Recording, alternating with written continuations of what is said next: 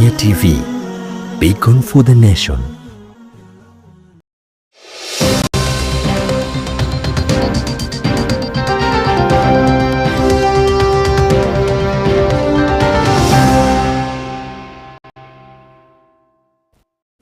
Assalamu alaikum wa rahmatullahi wa barakatuhu. Ahlan wa sahlan wa marhaban bikum. A very good morning to you and welcome to the Muslim Insight Show. I am your host Zamzam Ahmed and my sign language interpreter today is Rukia Machu. So this morning we are going to talk about sign language bill, and I am joined by Damian Evans, who is the chairperson of Kenyan Sign Language Interpreters Association. Hi Damian. Hi. How are you? I'm very fine. Good morning. Good morning to you. Najua masaa yamesonga, but all in all we are here and we have to do the show, right? Yeah. So basically we're talking about the sign language bill. Recently the bill to sign language was passed by the government. But before we go to that one, you are the chairperson of Kenyan Sign Language Interpreters Association. Perhaps we can get to know a bit about you in terms of sign language. How did it start and how is it going for you? Well, quite interesting. My journey as a sign language interpreter began like 16 years ago. You see, I have a deaf relative. We grew up together, so I picked up the language as a young person. Okay. But I went to the institution, the University of Nairobi, to professionalize and get the requisite certifications. Okay. That is what brought me into this field. And the journey has not been easy, but it had also not been difficult. Okay. Yeah, it is laced with both positives and negatives, but all in all, we are here, committed to the cause, and ready to serve the deaf community in the best way possible. Yeah. So the result of you having a relative who is a deaf made you want to do sign language or learn sign language. Perhaps being it hard, being it somehow the journey that you've mentioned. So how long has it been for you in sign language? I can roughly estimate it to like maybe 16 years as an interpreter, but into the language, I can say maybe now 18 years. Okay. Yeah, but I've practiced as an interpreter for 16 years. Yeah. So we know that Kenya, the national language to Kenya, we have English and Swahili. And recently, sign language was passed. We have the sign language bill. So what does it mean to the deaf community and the nation at large? Yeah, it means a lot of things, and just to clarify, Kenyan Sign Language became an official language on August 2010 when the constitution was promulgated, because if you look at Article 7.3b, it says that the state will promote the use and development of Kenyan Sign Language. If you go to Article 54 of the Constitution, it talks about the persons with disabilities have rights to use the communication channels which they deem fit. And if you go to Article 121, it actually says that English, Kiswahili, and Kenyan Sign Language are the official business languages of the Kenyan legislature. So that means that Kenyan Sign Language, many people say it is the third official language. Okay. But there is no categorization in terms of which is the first, second, or the third. It has been put in the Constitution, Article 121, that the official business languages of the Kenyan legislature are English, Kiswahili, and Kenyan Sign Language. So what happened was the passage of a bill, because it gives effect to Article 7.3b of the Constitution that says the state shall promote the use and development of Kenyan Sign Language. So there is Kenyan Sign Language, but how is it going to be promoted? There comes the bill which establishes the Kenyan Sign Language Council. So the Kenyan Sign Language Council will regulate sign language interpreters, users of sign language, and will also ensure that even the teachers who go to teach the deaf are well immersed in Kenyan Sign Language. Yeah. Okay. Now, when we talk about this bill, it is something that was there since 2010, I believe so. Like when you talk about the Constitution, the 2010 Constitution, but it was recently being passed, right? Yeah. So what does it really mean to the deaf community? What challenges are the deaf community facing? Well, you see, the greatest challenge Well, I think they can explain better, but since I'm here, I can explain. The greatest challenge that I've seen in the deaf community is communication barrier. Okay. Communication barrier, this really has hindered the deaf from thriving. Communication barrier in this sense, in every sphere of life. If you go to the supermarket, you want to buy something, you are unsure of the price, there is nobody to communicate with you, you see? So this bill ensures that sign language is embedded everywhere. It's going to be a norm everywhere. If you look at workplaces, there are very many deaf people who are qualified, but employers will refuse to give them opportunities because they feel employing a deaf person necessitates employing a sign language interpreter. Okay. Well, that is okay because there is the United Nations Conventions of Persons with Disabilities, UNCRPD, United Nations Convention of Persons with Disability Rights, which talks about a concept called reasonable accommodation. Okay. It means if somebody is deaf and he is absorbed in the workplace, Okay. how I look at this bill, it means that a sign language interpreter has to be the deaf person. Okay. Yeah. And me, I insist full board because there are organizations which engage interpreters maybe during meetings, but forgetting the fact that the deaf person is also a social human being. Aside from the meetings, there are also office gossips, story, interacting.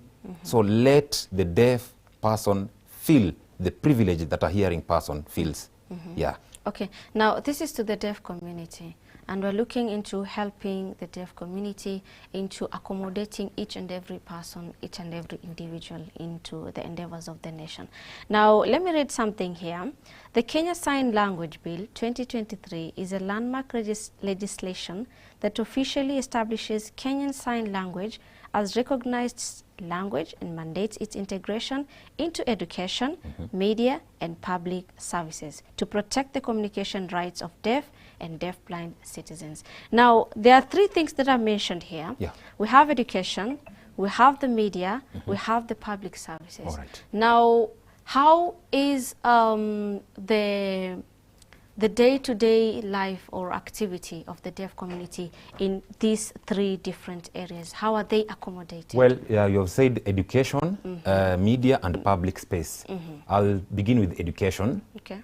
Well, we have had successes. We thank the governments, the successive regimes, for ensuring that the deaf are properly accommodated in their own earmarked schools. Okay.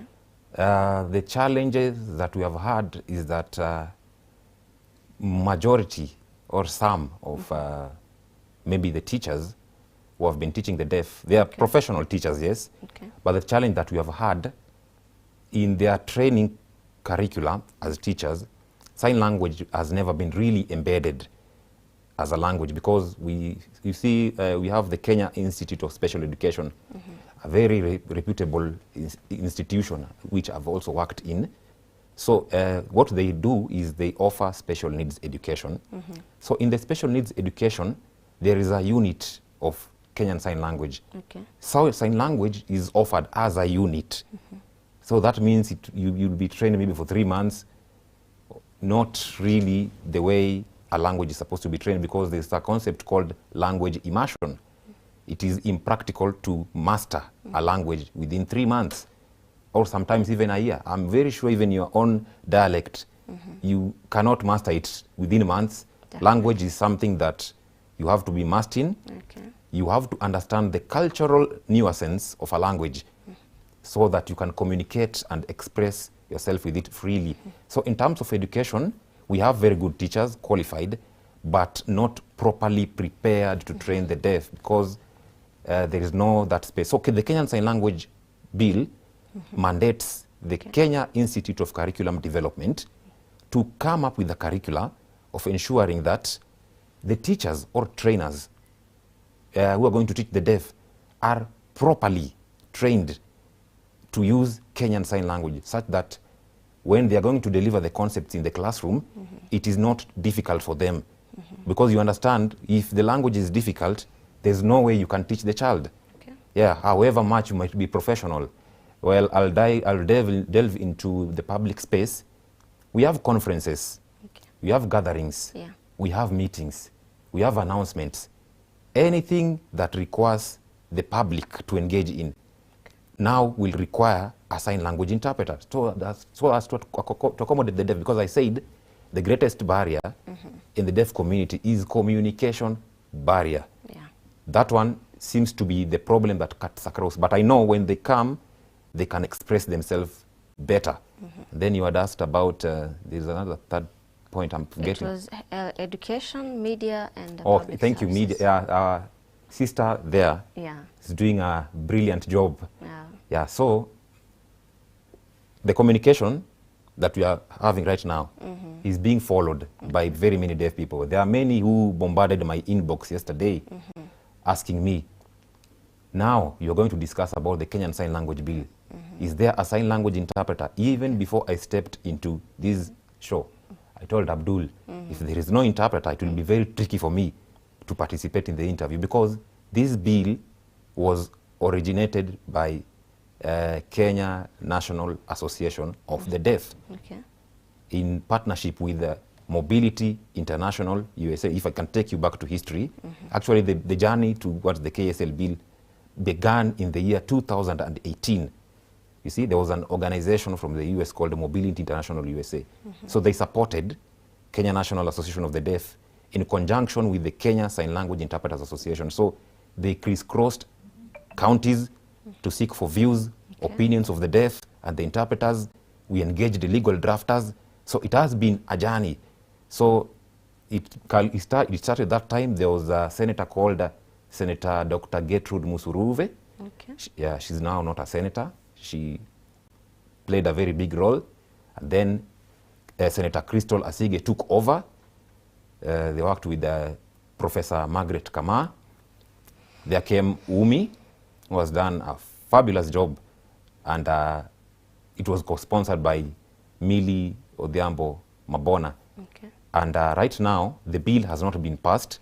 There are particular clauses that need amendments, because that bill is a Senate bill, and those amendments arose from the National Assembly. It means there is a mediation committee that has to be formed so that they come into concurrence or a point of convergence to agree that there are particular clauses that have been added or removed or refined. But as I can say, all is well. We still don't have the final bill, but we have to discuss about it because organizations are talking about it. We are the greatest stakeholders, the deaf community, the interpreter community. So if they're talking about it and the bill has not yet reached the final stage because it is in the mediation committee, I think we can prompt certain changes when we have these discussions. There are particular things they are going to hear us talking about that they are going to effect in the changes that they're going to make, because we are the experts, the deaf community, the interpreter community, and the people who work with us. So ours is to provide guidance. But all in all, everything is okay. I want to take a special opportunity to thank our members of parliament for the good job, for ensuring that the deaf are included, and ours is to provide support and ensure that we have a fully inclusive society and a fully inclusive Kenya. Now that you've mentioned about we want to ensure that we have a full inclusion of the deaf community to endeavors of the nation. And earlier on I talked about inclusivity of the deaf community in terms of accessing what is happening around them, what is happening in the world, right? Now, education. Let's talk about this bill. I believe that when a bill is being passed, that means there is, what is it called? There is implementation of some few things, okay?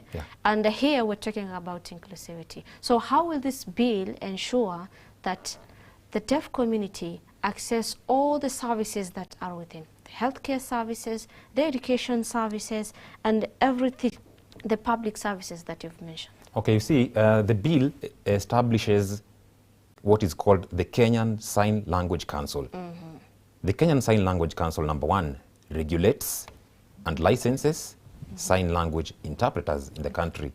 You see, we have very many interpreters, not very many. We have interpreters in this country, but they are doing a very good job, a very, very good job, like our sister there, doing a fantastic job. But again, you know, in every marketplace, we have original and counterfeit goods. I'm not calling anybody counterfeit. Okay. But because some people perceive sign language as a highly prolific and profitable venture, there are some people who are going to engage in shortcuts. There are incidences where I've even cited fake sign language interpreters, including in state events. And this one I'll repeat.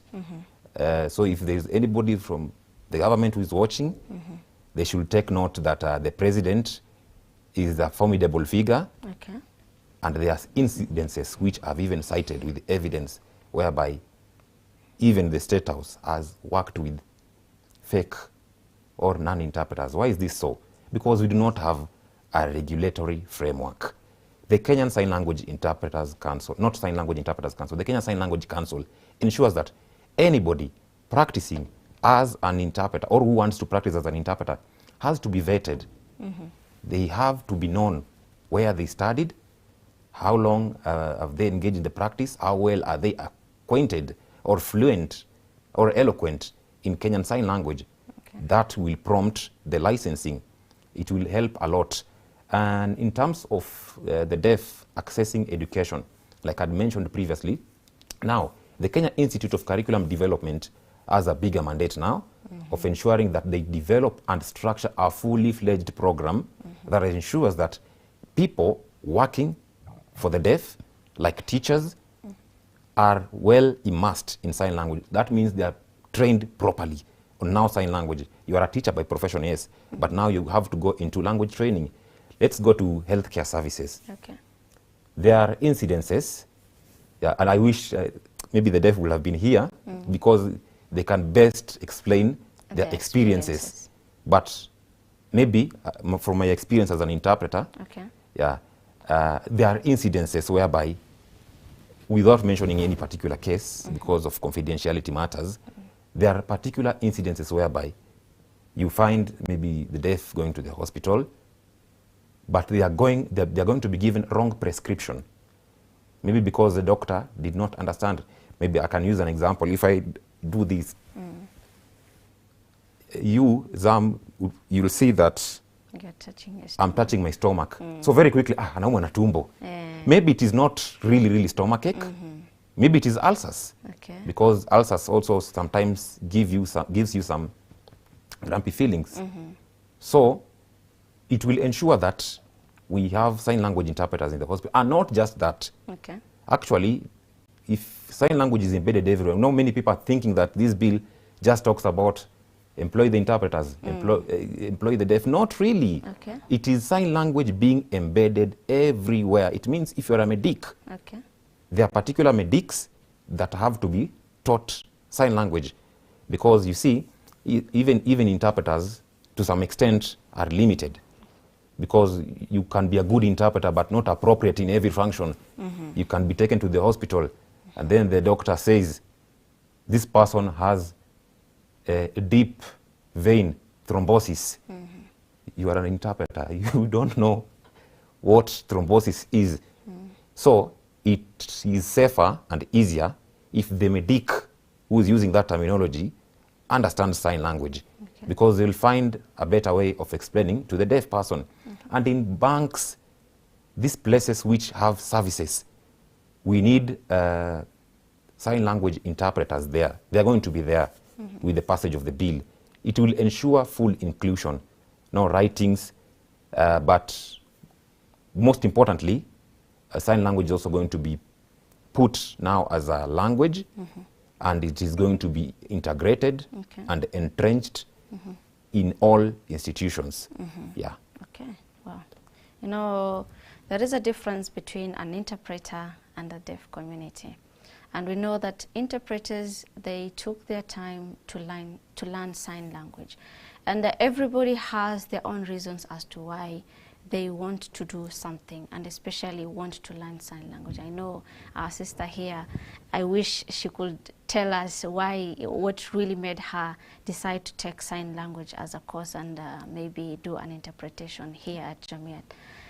Therefore, I want us to take a short break, but we'll be back with more on understanding why is it important for us, those who have no hearing problems, those people who can hear, why is it important for us to learn sign language, and also getting to understand how well prepared are institutions in terms of implementation of this provision of the bill. Therefore, stay tuned for the second segment, inshallah.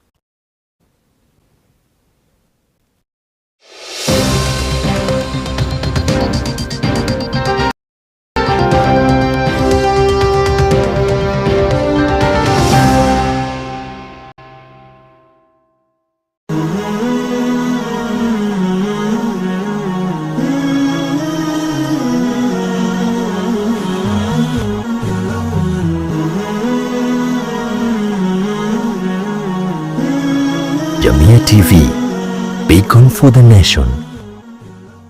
Bismillah, alhamdulillah, wassalatu wassalamu ala rasulillah. Assalamu alaikum wa rahmatullahi wa barakatuh. Kwa kusoma Qur'an ni lazima isomwe namna ilivyoteremshwa. Asema Allah subhanahu wa ta'ala, warattilil Qur'ana tartila, uwe ni mwenye kusoma Qur'ani namna ilivyoteremka.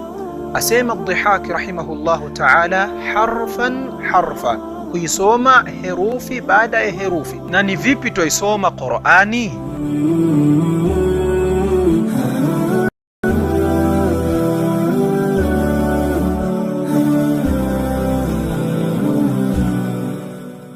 أعوذ بالله من الشيطان الرجيم. يا أيها الذين آمنوا إذا نودي للصلاة من يوم الجمعة فاسعوا إلى ذكر الله وذروا البيع ذلكم خير لكم إن كنتم تعلمون. Enyi mlioamini, munapoitwa kuhudhuria swala ya Ijumaa, fanyeni haraka kuikimbilia, muache biashara zenu, hilo ni bora ikiwa mwelewa. Isikilizeni kwa umakinifu khutba ya Ijumaa ili uzidi kujenga imani yako na kupata faida nyingi ya siku hii. Coming to you every Friday from Jamia Mosque, Nairobi. Live on JamiaTV.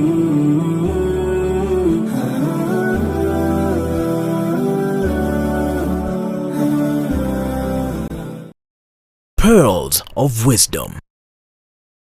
Abu Sa'id al-Khudri, may Allah be pleased with him, narrated that the Prophet sallallahu alaihi wasallam said, O Allah, I take refuge in you from anxiety and sorrow, weakness and laziness, miserliness and cowardice, the burden of debts, and from being overpowered by men.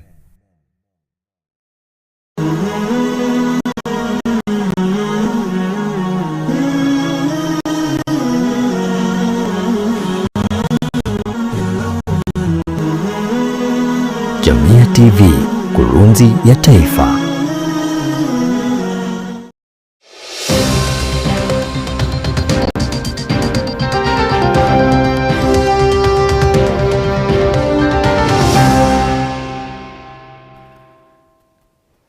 Assalamu alaikum wa rahmatullahi wa barakatuh. Welcome back and thank you so much for keeping it at JamiaTV. This is the second segment of the Muslim Insight Show, and we are talking about the Sign Language Bill with Damien here as the chairperson of Kenyan Sign Language Interpreters Associations. Now, there is something really important that you mentioned in the first segment. But before we go to that one, I want us to look into something. We have different people. We have interpreters and we have the deaf communities. These two people are different. And I believe there are other people who are able to hear but unable to speak, so it's important for them to do or learn sign language. Perhaps you can get to know different types of the deaf community or the deaf person. Oh, thank you, Zam. Yeah. We have the deaf with capital D. That refers to the people with a hearing disability or the hard of hearing. And in categorization of the deaf, we have 4 distinct categories that researchers or language researchers have done. We have the post-lingual, or let me start with the prelingual deaf. That means between ages 0 to about 3 years, before the child has acquired language sufficiently to communicate using it, and then become deaf. Prelingual doesn't necessarily mean that they were born deaf. You can be born hearing, but between ages 0 to around 3 years, you are presumed not to have acquired language enough to use it for communication. So that is the prelingual deaf. And then we have the postlingual deaf people, who I think are very many. The postlingual means they became deaf at an advanced stage after acquiring language. Maybe if Zam or myself, you happen to become deaf today, you will be classified as a postlingual deaf person. So you will have your speech,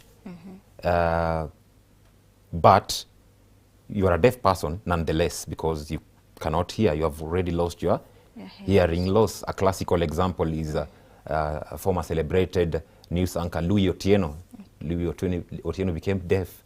There were times when there were people were suggesting that we contribute for him so that he goes to perform something called CI, cochlear implant. But we suggested to him that you are deaf anyway. Just learn sign language. Sign language is a national language, like any language. Yeah, it's okay. People have rights to determine what they want as best prescription to their health and well-being.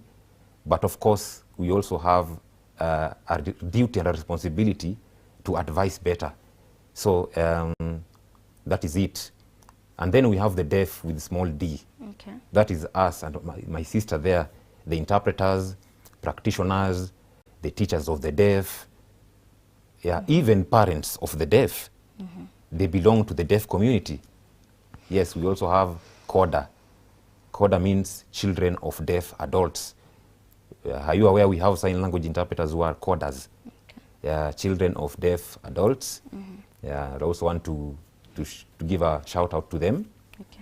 Because they have seen it all, the challenges, the experiences, the good, the bad. So these are special recognition to also the CODAs. So it might be funny, but again, I know kila mtu akona different thinking capacity. Now, maybe the people who thought we were doing sign language bill thought maybe we are coming here to do the show in sign language. Anyway, that aside. Now, Damien, let me ask you a question. Yes. You're the chairperson of Kenyan Sign Language Interpreters Association. Perhaps, what does it deal with? What is it about Kenyan Sign Language Interpreters Association? And how did you become the chairperson? Oh, okay. Thank you, Zam, for that wonderful question. I can see the poster was written chairperson, but my official position is interim chairperson. What do I mean by interim chairperson? The Kenyan Sign Language Interpreters Association, first and foremost, is the national association of sign language interpreters. Actually, we are there in the bill too, that registers, and we also promote the use of code of ethics in interpretation. We ensure professionalism. We ensure continued professional development for sign language interpreters. So we also perform training for sign language interpreters. We also look into the welfare of sign language interpreters. We look at the welfare of interpreters, being that maybe if there is a case of bereavement, there's a case of a wedding, we ensure that we come on board and support interpreters who are also members of the association. And most importantly, we look into matters of remuneration. We have no really authority to determine, to compel interpreters to be paid in a particular way, but we can advise on how an interpreter is to be paid, but it is within the latitude and freedom of the interpreters to quote how they feel they're supposed to be remunerated. But of course, where we see this interpreter is not quoting the way he or she is supposed to be quoting, then we are supposed to advise. How did they become the interim chairperson? Last year, May 2025, we had an AGM that was supposed to culminate into an election, but because of one reason or the other, many people did not show up to vie as candidates. I presented my candidature as a chairperson. We were only 2 people. The other positions, vice chair position was not filled, secretary general was not filled, treasurer was not filled, and this is the AGM. So our question was, now that this leadership is handing over, who are they handing over to? We don't have people who have come up as candidates. If you look at the constitution by then, which of course we have amended, the constitution mandates the members to come up with resolutions. So the members by then resolved that because we do not have people who are vying, let us establish something called the Kislia Interim Committee, Kenya Sign Language Interpreters Interim Committee, where we were selected, myself, there is Linda Chebet, there is Victor Mwania, there is Byron Abuli, there is Lillian Njeri, and there is the outgoing chair, Douglas Okea. So this committee came up with some terms of references because they say, the political scientists say leadership abhors vacuum. So we decided to take the association to chaperone it, and then in the next 1 month or 2, we're going now to have elections. So what we have been doing is to ensure that the association is not dead. I'm very proud of what the committee members have assisted me in doing. For right now, in several years, we are registering very many interpreters. Even right now as we speak, there are about 5 or 10 interpreters who are going to register. So my passionate appeal to all the sign language interpreters who are outside there, we have the Kenyan Sign Language Bill. You see, now it's our time to galvanize and organize ourselves.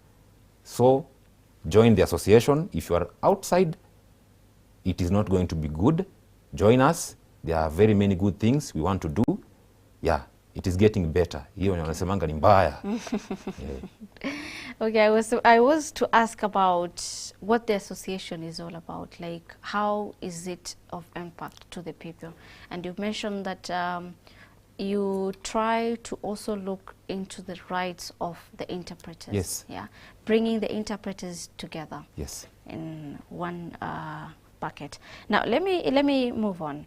You know, earlier on, you mentioned about 4 different categories of the deaf. Yeah. Okay, the prelingual, the postlingual, the deaf with capital D. And there is prelingual, postlingual, and then there is unilateral. And by now, unilateral means maybe there is a part, maybe 1 ear has the hearing loss. The decibels are quite low. Okay. And maybe the other one is functional.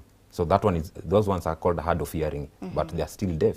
Okay. Unilateral, bilateral simply means both ears have suffered hearing loss. Okay. Yeah. Now, in our day-to-day activity, we encounter or we meet people who have hearing problems.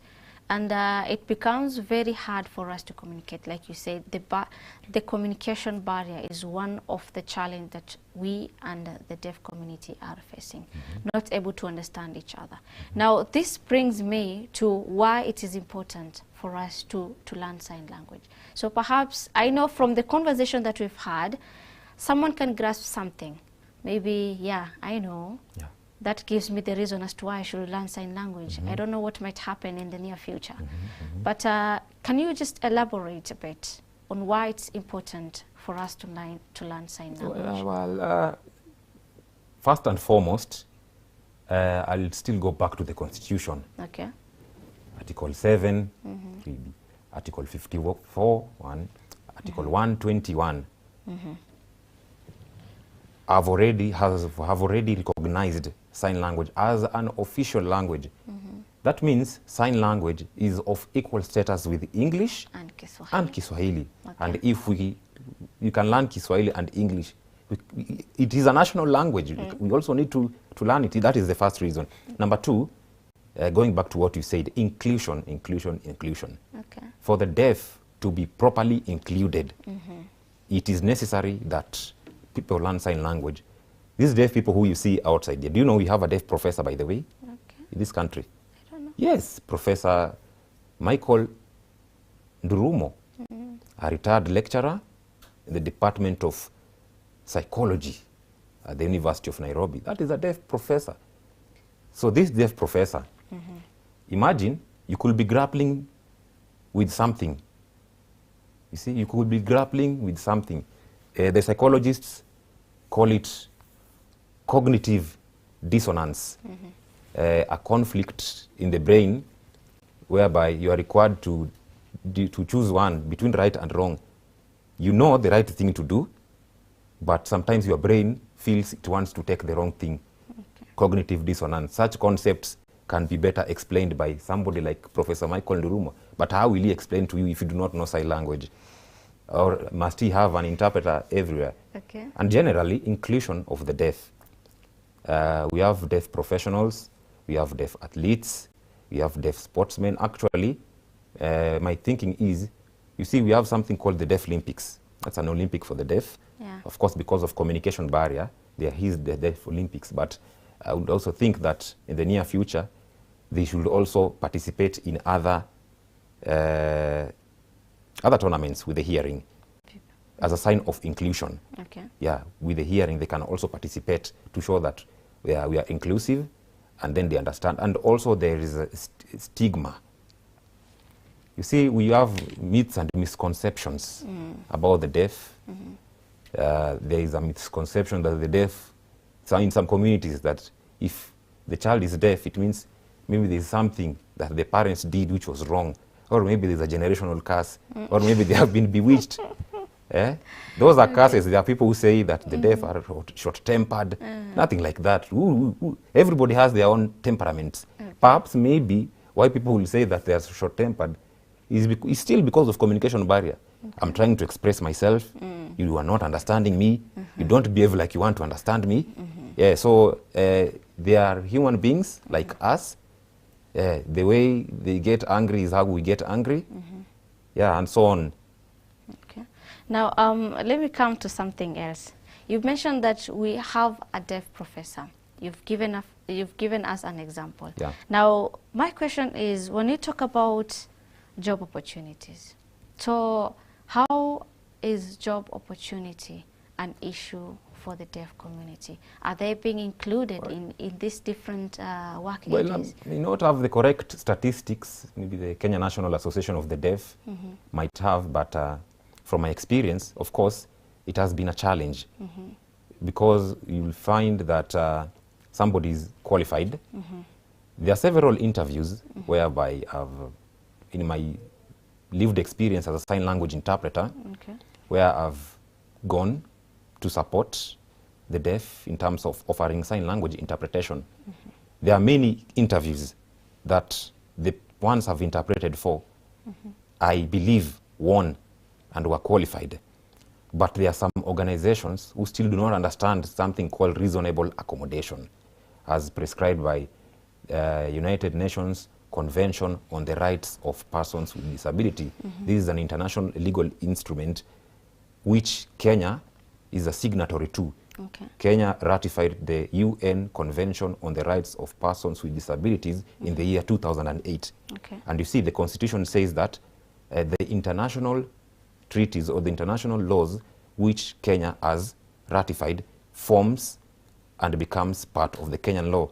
So it is an obligation for institutions, whether private or public, to offer employment opportunities to the deaf people, as well as employing sign language interpreters, because if the UN CRPD talks about reasonable accommodation, if you employ a deaf person, I know there are people with different arguments, but me, I feel if you employ a deaf person, you employ the interpreter to reasonably accommodate the deaf person. There are institutions which are trying, they employ deaf people, but the interpreter is only called during meetings. What about during the day? This deaf person wants to interact, and you will also not force everybody to learn sign language. It is optional. So the Kenyan Sign Language Bill is going to introduce the language even to schools, but nobody is going to be compelled to learn because we have three. There is a reason why we have three official languages.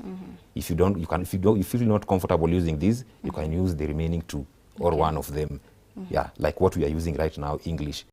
Had I not been able to converse in English, I would have requested to speak in Kiswahili, and I'm supposed to be allowed because it is a legal language recognized. So in terms of opportunities, mine will be to beseech the employers and to applaud, of course, the ones who have employed the deaf, as well as the sign language interpreters. Mine is to beseech them, provide the employment opportunities.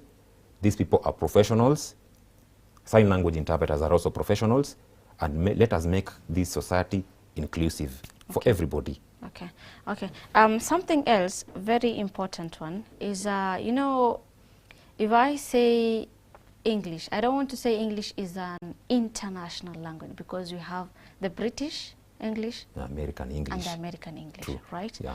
And also Kiswahili is also a bit different in different countries. Yeah.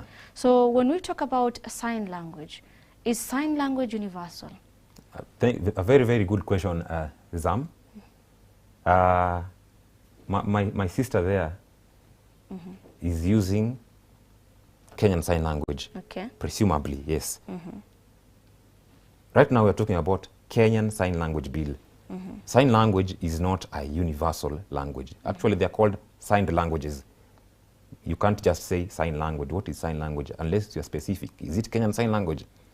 Is it Ugandan Sign Language? Is it American Sign Language? American Sign Language, they are the primary founders of the sign language. Is it British Sign Language? Is it French Sign Language? So sign language is not universal based on the fact that they are formed culturally. You see? We have cultural nuances. We have cultures in Kenya that are different or dissimilar with the cultures in the European or Eurocentric countries. So they are different, but we have some form of universality in the sense that there are particular signs which we borrow. You see? There are particular signs which we borrow even from America. Like if the sign for book, this is the sign for book. Probably in America, this is also the sign for book. There are particular signs we borrow, and from time to time, if you are exposed to different deaf communities, you can still communicate with deaf people from other parts of the world. But sign language, we can't actually say sign language. They are signed languages because they are different, distinct, and formed based on different cultural connotations or cultural nuances, as some language linguists might say. Yeah. Okay. Now, because we're talking about this issue not being a universal language, but again, we don't miss people who travel outside the country, right? People going outside the country maybe for their own reasons, for personal reasons, for healthcare, for education, or anything interest to them. So is it not a challenge for them? Or how is it going to be easy? Let me use the term easy for lack of better word. How are they going to communicate with the people that are outside? With the other deaf people from the other countries. It is very easy for them. Deaf people globally are connected culturally by the fact that they are deaf. You see, based on my own experience, we have traveled with the deaf outside the country several times. Actually, for us interpreters, sometimes we depend on the deaf to explain to us what the other deaf people from other countries are talking about. There is how the deaf people connect.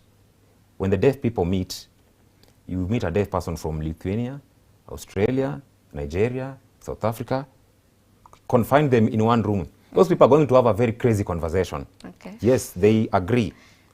There's how this person is going to sign. There's how this person is going to sign. Like I said, there are particular signs. Sign language is not universal, but they are quite related in a way. So they usually strike an understanding. There's something called international sign. International sign is a system. It is a gestural system. International sign is not really a language, but it is a gestural system. They use gesticulation to say something that everybody will agree. There is something called the World Federation of the Deaf. This is the World Federation for the Deaf. It has over 133 countries which are members. So when those leaders meet, how do they communicate? So they have come up with a signing format, which they call international sign. So majority of the deaf people, whenever they meet globally, they largely use international sign. Actually, there was a time where we had some tournament, some African sports tournament. Now, this was an African thing. So I was also wondering, okay, these deaf people communicate with the whites using the so-called international sign. So what about we Africans? Imagine they still communicated. Yeah, they still communicated. So maybe perhaps, but they're going to speak for themselves. Perhaps there should be also African sign. Yeah, because there are particular things that only the deaf Africans can sign upon themselves. Because sign language is also cultural. Because most international sign is largely used in the Eurocentric domain. Yeah, perhaps for the sake of regional or continental integration, the deaf Africans can consider, but that's just a proposal. I think they know what is best for them. Yeah. Now, because today we're talking about the sign language bill and what it means to the deaf community and the nation at large. And as we wind up, what message would you like to share with policymakers, organizations, and the public regarding the importance of supporting this bill? Because I know hatuwezi fanya kitu moja mtu moja peke yake. It requires different supports from different people. Yeah, thank you, Zam. First, I'd like to talk to the legislators. We are very proud of the work they have done. Senator Crystal Asige, special shout out. MP Umi and Mili Mabona for the good job. But I humbly urge them, because we have to start with the legislators, because they are the ones who are going to inform those policies based on the bills that they pass. Right now, the KSL bill has reached a very, very, very serious stage. So I'm humbly asking them, as they form the mediation committee, I'll just like to urge them, let the committee work with the stakeholders. Because they say it is only the wearer of the shoe who understands where the shoe pinches. We have the Kenya National Association of the Deaf, a very big stakeholder. We have the Kenyan Sign Language Interpreters Association. We have deaf-led organizations. We have institutions which work with the deaf. We have organizations for the deaf. We have coders, like I talked, they also have another association. Let us come together. Let them not work in silos. They are doing a very good job, because they have ensured that we reach a very, very crucial step. So now that it is reaching the tail end, let them come on board, let them call us. We will attend their meetings. We'll be ready to support as an association. We will support and we'll offer insights as required. And also to the employers, the organization, the policymakers. The KSL bill is the new kid in town. We have to accept it. That is the situation. There are very many things that have been overtaken by events. If you have a public forum, invite the deaf on board interpreters. Let it be normal. But I'm happy that Kenya has really gone several strides, because imagine we are 16 years after the passage of the Constitution. But the reason why maybe it has not fully been operationalized like you had asked. It is because we did not have a framework of operationalization. Okay. You see? So this operationalization matrix is going to take place with the passage of the bill, because sign language is going to be entrenched everywhere. So the policymakers, be prepared. Create policies that are also deaf-friendly, factor in place reasonable accommodation, employ the deaf, give them opportunities. And there is also something in the Constitution. The Constitution talks about 5% of elective or appointive positions should be reserved to persons with disabilities. Okay. That includes the deaf. Okay. So it is a constitutional requirement. So craft policies that are friendly and favorable, and all of us are going to be included. Okay, wow, thank you so much. I think also we've come to a conclusion, and I really appreciate you coming here and explain a bit about this sign language bill and how important is it going to be to the deaf community and everybody at large. Now, you'll allow me to ask a favor from you. All right. I know we have come to the end of the show. This was the Muslim Insight Show. I have been your host, Zamzam Ahmed, but let me ask Damian to sign off using sign language. Tell them to keep tuning. Tell them this was the Muslim Insight Show. Keep tuning Jamia TV. I wish you say it, and then I sign as you say. I'm used to interpreting, so so bring it on. Just say it. Okay, okay. This was the Muslim Insight Show. Keep tuning to Jamia TV. Have a blessed weekend. Wow. Thank you so much. May you have a blessed weekend, inshallah. Ma'as-salam.